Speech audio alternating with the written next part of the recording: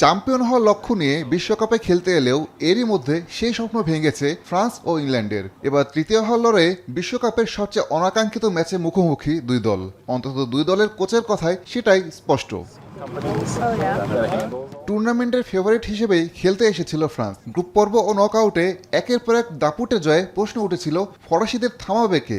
সেই উত্তর পাওয়া গেছে সেমিফাইনালেই। স্পেনের কাছে হারের পর হতাশার কথা লুকাননি দলের কোচ দিদিয়ের দেশম। দেখুন, হতাশাটা একেবারে স্পষ্ট। ড্রেসিং রুমে খেলোয়াড়রা ভীষণ ভেঙে পড়েছিল, আমি সেটা বুঝতে পারি। এভাবে প্রতিযোগিতা থেকে বিদায় নেওয়াটা খুব কষ্টের, আর আমাদের দলে সবাই লড়াকু মানসিকতার প্রতিযোগী। আমি ভরসা রাখি হিরন স্মার্ট ওয়াটার পিউরিফায়ারে। এদিকে শেষ ম্যাচ নিয়ে ভাবতে চায় না আর্জেন্টিনার কাছে হেরে শিরোপার দৌড় থেকে ছিটকে পড়া ইংল্যান্ড। দলের হেড কোচ থমাস টুখেল জানিয়েছেন নিতান্ত বাধ্য হয়েই ম্যাচটি খেলতে নামবেন তারা। আমরা এই ম্যাচের জন্য খুব একটা অপেক্ষায় নেই, তবে এখনো যেহেতু একটি ম্যাচ বাকি, সেটি তো খেলতেই হবে। এরপর নতুন উদ্যমে আমাদের পথচলা শুরু করতে হবে।